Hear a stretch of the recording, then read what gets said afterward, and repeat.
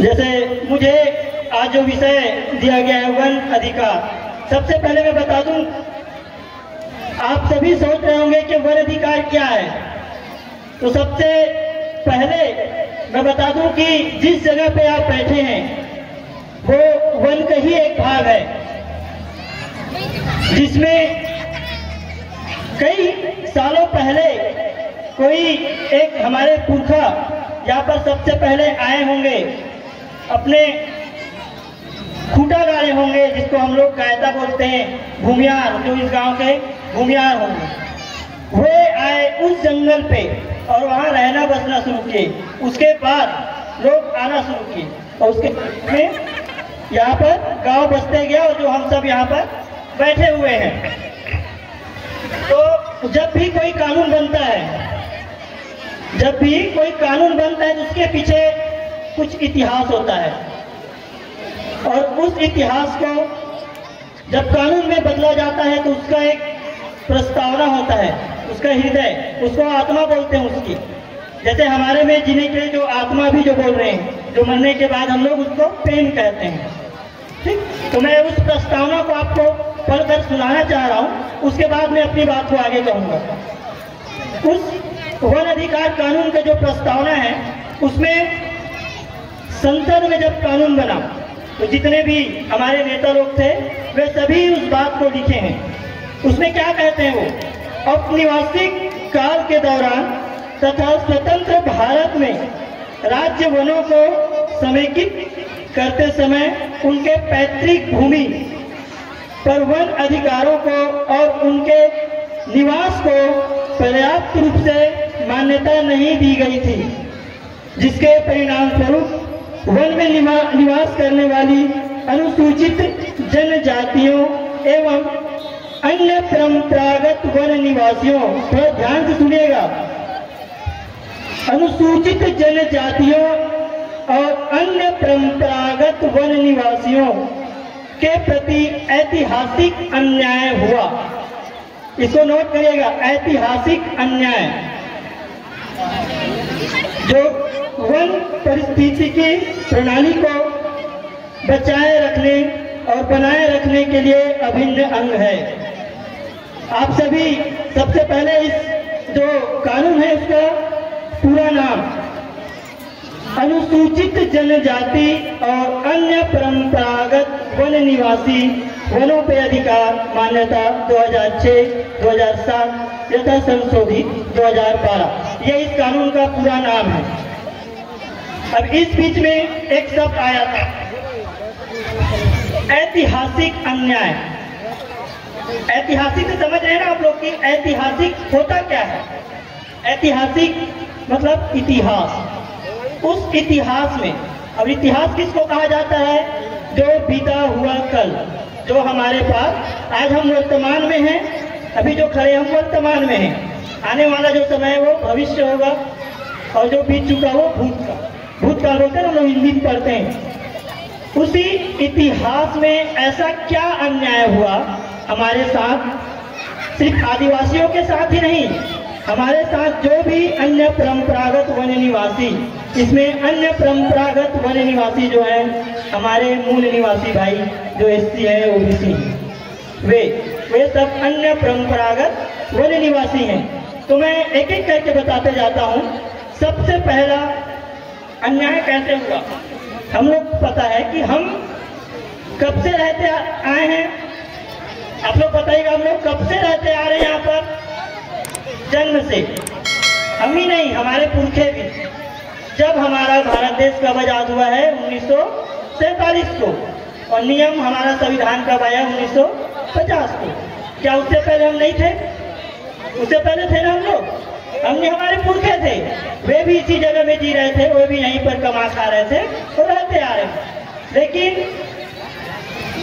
हम जिस वन में रहते हैं, जहाँ से हमारा जीवन यापन चल रहा है, उस जगह पे हमें किसी प्रकार का कोई अधिकार नहीं दिया। तो सबसे पहला जो हमारे साथ अन्याय हुआ। औपनिवेशिक काल लिखा हुआ था, स्वतंत्र होने से पहले जो काल चल रहा था उसको बोलते हैं औपनिवेशिक काल। उस समय ऐसा कौन सा कानून आया जो हमारे लोगों को अन्याय हुआ? भारतीय वन कानून 1865, इंडियन फॉरेस्ट रूल 1865। कहते हैं भारतीय वन कानून 1865। इसको आप लोग लिखिएगा, क्योंकि जब तक इस कानून को आप नहीं पढ़ेंगे तब तक आपको अन्याय कैसे हुआ वो आपको पता नहीं चलेगा। यहाँ से तो हम 2 मिनट बता करके चले जाएंगे। सबसे पहले भारतीय वन कानून 1865। इस समय, क्योंकि उस समय अंग्रेज थे और हमारे लोग जंगलों पे ही रहा करते थे, लेकिन जब अंग्रेज यहाँ पर ये देखे कि हमारे पास कितनी इमारतें, जो बहुत ही महंगी जो इमारत है वो हमारे जंगलों में पाया जाता है, और उस जंगल को अंग्रेज अपने कब्जे में कर लिया उस कानून बना करके। क्योंकि हम लोग डरते हैं, अभी भी कोई पुलिस वाला आ जाएगा, वो बोल देंगे कि मैं ये कानून तुम्हारे ऊपर लगा दूंगा, धारा लगा दूंगा। हम लोग हाथ चुपचाप खड़े हो जाते हैं, नहीं सर नहीं, खूब डर लगता है। डरते क्यों हैं? क्योंकि हम उस कानून के बारे में जानते नहीं है। अगर जिस दिन जानोगे आप उनको जवाब देने सीख जाओगे। तो सबसे पहला था भारतीय वन कानून, और इस कानून में अंग्रेज पूरे जंगल को अपने अंदर ले लिया, और जो भी वहां पर कटाई करना है वे अंग्रेज अपने हिसाब से करने लगे। उसमें हमारे लोगों को किसी तरह से कोई फायदा नहीं होता, क्योंकि जब हमारे पुरखे उस जगह में थे तो लगाए भी तो उन्हीं लोग थे होंगे, या कुछ अपने से हुए और भी लगाए होंगे। उस जगह को अगर वो काट के ले जा रहा है तो हमारे साथ अन्याय हुआ ना, कि हमारे ही जंगल को हमारे सामने से काट करके ले जा रहा है, तो वो अन्याय हुआ। तो सबसे पहला जो अन्याय शुरू हुआ था ये 1865 में। उसके बाद भारतीय वन अधिनियम कानून 1927, इसको लिखेंगे भारतीय वन अधिनियम कानून 1927। इस नियम में भी अंग्रेज जो है इस कानून के तहत अपने ही अंडर लेकर के कटाई करना शुरू कर, और क्या किए, बस काटते थे। जो इमारतें लकड़ी है काटते जाते थे और अपने देश लेके जाते थे। जो इंग्लैंड, जो अंग्रेज थे इंग्लैंड के थे, वे उस जगह पे इमारती लकड़ी नहीं मिलते थे। उनको पता था कि इसका जो है वो बहुत ज्यादा है, इस कारण से वो काट करके अपने देश भिजवाते थे, वो चाहे वो समुद्री रास्ता से हो या रेल लाइन से। तीसरा भारत सरकार अधिनियम 1927। सत्रह हमारा जो देश कब आजाद हुआ 1947। तो जो कानून था वो अंग्रेज के समय, इसलिए औपनिवेशिक काल बोला गया था। औपनिवेशिक काल में दो कानून आए जो अंग्रेजों के द्वारा किया गया। अब उसके बाद 1947 में हमारा देश आजाद हो गया और 1950 में हमारा संविधान बन करके तैयार हो गया। हम तो बहुत खुश होते हैं ना कि हम तो आजाद हो चुके हैं। कैसे आजाद हुए थे? बहुत खुश होते हैं ना हम लोग कि हम तो आजाद हो गए हैं। फिर कैसे आजाद हुए? हमें तो पूरा अधिकार मिला ही नहीं। अगर हमारे पास वन है तो हमें वन का अधिकार मिला नहीं मिला। तो सबसे पहला जो स्वतंत्रता के बाद जो कानून बना, जो हमारा भारत सरकार, केंद्र सरकार ने हमारे लिए कानून बनाया, मतलब हमारे लिए अपने लिए बनाया, अपने फायदा के लिए, वो था भारत सरकार अधिनियम 1935। भारत सरकार अधिनियम 1935। और इस नियम के अनुसार वो आज जो देख रहे हो ना आप लोग, फॉरेस्ट डिपार्टमेंट, वन विभाग का जो गठन हुआ है वो हुआ था 1935 में। केंद्र सरकार के द्वारा वन विभाग बनाया गया 1935 में, और उस समय इस पूरे वन को वन विभाग के अंदर दे दिया गया। इसलिए आप देखोगे यहाँ पर तो फॉरेस्ट गार्ड रहते हैं, जो भी डीएफओ होते हैं तो लोग उसके हेड होते हैं, तो पूरे वन को देखते हैं। लेकिन हम लोग तो अभी भी जो वन है उसमें पत्ता तोड़ने जाते हैं ना, तेंदू पत्ता या चार बिनने या महुआ बिनने, अभी भी जाते हैं। उस समय जाने नहीं दिया जाता था, क्योंकि भी क्या बोलते हैं कि ये हमारा है, लेकिन हमारा था, वो हमारा था ना, विभाग तो बाद में बना है, हम तो पहले से रह रहे हैं उस जगह पे। चौथा जो कानून बना,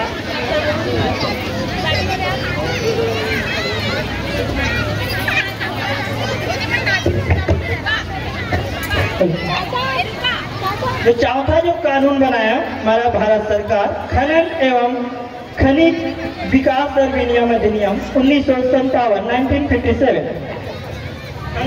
खनन से आप लोग समझ रहे होंगे, जो ये दिख रहा है दल्ली राजरा खनन, उस खनन जो बोलते खनन करवाते हैं, जो दल्ली राजरा जो है हमारा NMDC की रंदूर बचेली, जहाँ भी हमारे पास खनन हो रहा है वो इसी नियम के खनन और खनिज विकास अधिनियम 1957। इस अधिनियम में अभी भी आपके पास एग्जाम्पल है, यहाँ पर उदाहरण है, इस जहाँ पर भी अपना दल्ली राजरा का जो माइंस है वे कहीं ना कहीं किसी न किसी गांव का जमीन है ना, किसी न किसी गांव का जमीन है ना। वो दल्ली राजरा वहाँ के जो भूमिहार बाबा है हमारे शिकारी बाबा दल्ली राजरा के, उसके जमीन है ना, उस जगह पे और भी लोग रहते हैं, लेकिन उनको उसका अधिकार मिला क्या? नहीं मिला।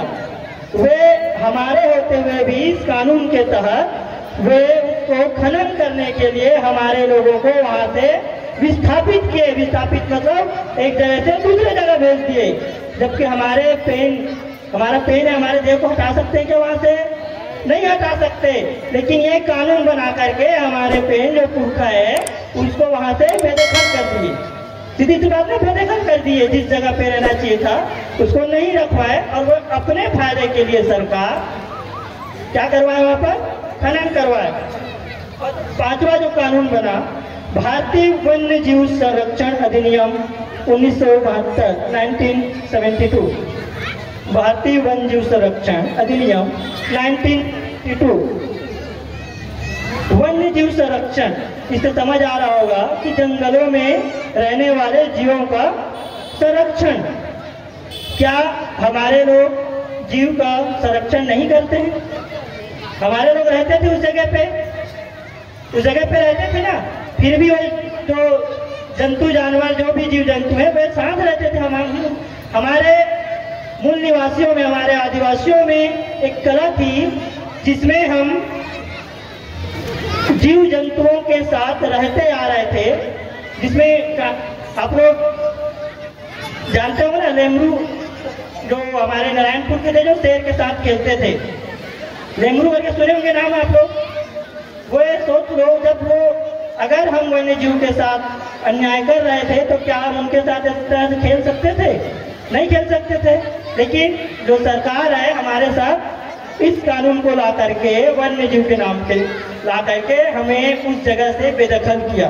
जिस जगह पे क्या बोले, आज के डेट में क्या रहता है? टाइगर रिजर्व सुने होंगे आप लोग। इस क्षेत्र में टाइगर रिजर्व नाम रहता है, एलिफेंट रिजर्व बोलते हैं ना कि हाथियों का एरिया है। ये अपने शेर किले बनाए हुए हैं, टाइगर रिजर्व जो बोलते हैं, वे बना करके हमको वहां से विस्थापित किए। फिर छठवां जो कानून बना, भारतीय वन संरक्षण अधिनियम 1980 1980। इस नियम के अनुसार हम अगर उस जंगल में जाते हैं और एक पेड़ भी काट लेते हैं तो हमको वो बोलते थे कि ये गैर कानूनी है। कैसे गैर कानूनी हुआ ये? जबकि वो तो हमारी जंगल है। भारतीय वन संरक्षण अधिनियम 1980, भारतीय वन संरक्षण अधिनियम 1980। इस नियम के अनुसार अगर आप एक भी पेड़ काटते हैं तो उनके नियम के अनुसार आप गलत कर रहे हैं, आपको वो जेल में डाल देते थे। इस तरह से बहुत सारे केस हुए। इनको जब भी पेड़ काटते थे उनको अंदर कर देते थे, सीधा उठा करके अंदर कि आपने, क्योंकि वो पता था उनको कि ये इमारती लकड़ी है। हमारे सरकार को भी पता था कि वही इमारती लकड़ी बहुत कीमती है और इस कारण उनको अंदर कर देते थे। और सातवां जो कानून था, भूमि अधिग्रहण कानून 1984 एवं संशोधन कानून 2013, जो 1984 में जो कानून बना उसको संशोधित कर करके 2013 में भी बनाया गया। जो आज के डेट में आप देखते हो, जब भी कुछ बनाना होता है सरकार को तो आपके जमीन को अधिग्रहण करने आते हैं और आपको बोलते हैं कि हम इसके लिए आपको ये सहायता करेंगे, आप क्या विकास करेंगे। क्या विकास किए? नहीं किए। जहाँ पर अगर लिए होंगे जमीन तो वहाँ पर बोल के आपको साइन करवाते हैं। आपके जो ग्राम सभा होती है वहाँ बोलते हैं कि हम आपके गांव का विकास करेंगे। कोई बताएंगे कि कुछ आज तक कुछ विकास हो रहा है? नहीं हो रहा है। एक वहां पर लिखेंगे आप, भारतीय वन अधिनियम कानून 1927 में सरकार के द्वारा क्षेत्रों को 4 भागों में विभाजित किया गया था।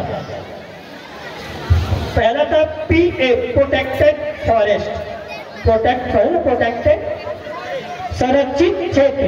आप देखे होंगे जंगलों में बोर्ड लगा रहता है संरक्षित क्षेत्र, जिस जगह पे सामान्य लोगों का आना जाना मनाही होता है कि आप उस क्षेत्र में नहीं जा सकते। दूसरा होता है RF, रिजर्व फॉरेस्ट, आरक्षित क्षेत्र, एक विशेष कार्य के लिए आरक्षित करके रखते हैं कि इसमें ये कार्य होगा, इसमें सामान्य लोग नहीं जाएंगे, कुछ हद तक जा सकते हैं।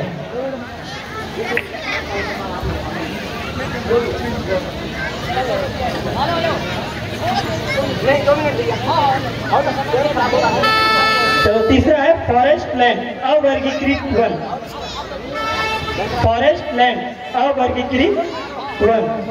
चौथा है ऑरेंज एरिया, छोटे झाड़ के वन। ये आप लोग लिखे रहेंगे, इसको पढ़ेंगे आप लोग। ये था हमारे साथ अन्याय कि हम लोग जंगल हमारा होके भी, हमारे जंगल होके भी हमको अधिकार नहीं मिला। और 1993-94 में बहुत बड़ा रैली हुआ था, जिसमें हमारे जो सियान होंगे वो जानते हैं कि पूरे भारत देश में इसका विरोध हुआ था और पूरे दिल्ली तक इसका आवाज गया था। और उसके बाद कमेटी बनी और उस कमेटी में भी बात रखा गया कि क्या कानून लाया जाए। और 2005 में ये शुरुआत हुआ था और 2006 में संसद में कानून बनकर पास हुआ। और वही इसलिए बोलते हैं अनुसूचित जनजाति एवं अन्य परंपरागत वन निवासियों वन में अधिकार 2006, इसको कानून का नाम देते हैं। उसके बाद उसमें कुछ संशोधन होते गया 2007 में और 2012 में। तो इसमें 5 प्रकार के अधिकार आते हैं, लेकिन हमारे लिए जो महत्वपूर्ण है गांव के लिए 2 प्रकार के। और एक व्यक्तिगत जो होता है स्वयं के लिए। जैसे आप लोग ये न्याय व्यवस्था देख रहे होंगे, गांव की व्यवस्था, गांव की सीमा, जहां हमारे राव बाबा लोग बैठे हुए थे वहां पर हमारे गांव की रक्षा के लिए, वो हमारे गांव के सीमा है। बोलते ना, वैसे आप लोग को पता होगा गांव का सीमा है। उस सीमा का अगर हमको कहा जाए कि हमारा गांव का क्या निशानी है, आज के डेट में अगर हमको बोला जाए कि आप ST हैं, बोलते ST का सभी का जाति प्रमाण पत्र बना होगा। आप स्कूल कॉलेज में जाते हो तो दिखाते हो कि मैं ST हूँ, इस कारण से आपको छूट मिलता है। ये तो छूट मिलेगा क्या? नहीं मिलता है। वैसे ही अगर कोई आता है और इस जमीन को अगर लेना चाहेगा वो, तो चुपचाप उठा के ले जाएगा। उसके लिए क्या आप कैसे बोलोगे कि मेरा जमीन है? आप बोल सकते हैं, कोई दावा कर सकते हो? नहीं कर सकते हो, क्योंकि अभी आपके पास ऐसा कुछ है ही नहीं। और यही इसीलिए सामुदायिक वन संसाधन अधिकार, जो गांव के लिए एक पत्र बनता है सामुदायिक वन संसाधन पर अधिकार, वो गांव के लिए। और वो जो अधिकार होता है वो पूरे गांव का। ये सिर्फ यही जमीन नहीं, जहां तक आप लोग अपने जीवन यापन के लिए लकड़ी, महुआ, तोरा जो भी लाते होंगे, उस जगह तक, जिस भी जंगल में आप जाते हो, जहां तक जाते हो, वो पूरा सीमा आप घेर सकते हो। और उसके लिए आपको लिख करके कहाँ देना पड़ेगा? सबसे पहला आपके यहाँ वन समिति बनता है गांव में यहाँ पर भी वन समिति बना होगा, पंचायत के थ्रू बनता है। क्योंकि मैं भी जनपद में ही जॉब करता हूँ, इसलिए मुझे पता है वहाँ पर क्या क्या होता है। वन समिति जो है वो देता है SDLC, खंड में जो रहता है SDLC, उसके 6 मेंबर होते हैं। SDM हेड अध्यक्ष होते हैं, SDFO, फिर जनपद CO और 3 जनपद सदस्य होते हैं। उसमें एक DLC होता है जिला लेवल का, इसमें कलेक्टर जी अध्यक्ष होंगे, आपका SC ट्राइबल सदस्य और 5 सदस्य होंगे, SC ट्राइबल, DFO और 3 जिला पंचायत सदस्य होंगे उसमें। तो उस जो नियम आप जो बना करके देंगे, इसका प्रपत्र आता है, जो हमारे सियानों के पास उपलब्ध होगा, जो आपके आसपास जो काम कर रहे हैं इससे उपलब्ध होता है, उसमें भर करके वो देना है। तो सबसे पहला जो अगर हमको चाहिए तो सामुदायिक वन संसाधन पर अधिकार सबसे पहला लेना चाहिए, क्योंकि उसके अंदर जो आपका व्यक्तिगत, अभी जनपदों में आपके यहाँ से जनपद में फॉर्म मांगा गया था होगा, व्यक्तिगत फॉर्म, एक बोला होगा सामुदायिक। सामुदायिक जो होता है, सामुदायिक का मतलब ही होता है समुदाय के द्वारा उपयोग किया जाने वाला जगह। उस समुदाय में सिर्फ आदिवासी ही नहीं, जो भी इस गांव में होंगे और पूरे गांव वाले, जिस जगह को आप लोग सब लोग उपयोग करते हो, जैसे तालाब है, ये तालाब जो दिख रहा है इसमें चाहे एक आदिवासी नहाने जाता है, नहीं जाते, सभी लोग जाते हैं, उस जगह को ही सामुदायिक बोलते हैं, उसको सामुदायिक अधिकार। आप लोग को समझ में आ रहा होगा सामुदायिक अधिकार। सबसे पहले अगर आप लोगे तो सामुदायिक वन संसाधन, जिसमें पूरे गांव का आ जाएगा, उस गांव के अंदर फिर आपका सामुदायिक भी आएगा और उसमें व्यक्तिगत भी आएगा। तो मैं पूरे युवाओं से ही चाहूंगा, मैं एग्जांपल देना चाहूंगा, क्योंकि मैं दंतेवाड़ा पे ही रहता हूँ, दंतेवाड़ा में मेरा जॉब है। उस क्षेत्र में जो बच्चे वहाँ के हैं, जो उस गांव के लड़के हैं, वे आज के डेट में सब अपने अपने गाँव में काम करें इस वन अधिकार को लेकर के, क्योंकि उनको, लेकिन उनके साथ हमारे सियानों का भी जरूरत है, क्योंकि हम लोग हमारे गांव का इतिहास नहीं जानते, क्योंकि हम लोग पढ़ते बस हैं, लेकिन हम लोग अपने गांव का इतिहास नहीं जानते हैं। इस कारण से अभी वहाँ एक दंतेवाड़ा जिला में कुआकोंडा ब्लॉक में नकुल नाम करके एक गाँव है, जो यूपी के ठाकुर लोग आकर के बस गए उस गाँव में। लेकिन सोच लो, वहाँ के युवाओं में इतनी एकता है कि अभी कुछ दिन पहले उनको सामुदायिक वन संसाधन का वो पत्र ले चुके हैं। ठाकुर लोग कुछ नहीं कर पाए, वहाँ पर 75% ठाकुर लोग बसे, यूपी के ठाकुर, राजपूत ठाकुर। लेकिन वहाँ के युवाओं में इतनी एकता है कि आज वो अपना पत्र ले लिए और आज पूरे गांव वाले का वहाँ पर मीटिंग है, वन संसाधन पे चल रहा है, महीना हो गया होगा मीटिंग अभी तक, कि हम कैसे उसका उपयोग करेंगे। ठीक है, ये आप लोगों को समझ आ गया होगा। ये बहुत कम शब्दों में बताने की कोशिश किए हैं। सभी को बुलाई करना, जिम्मेदारी लेना, अपन बाबा ना, इसको सेवा जो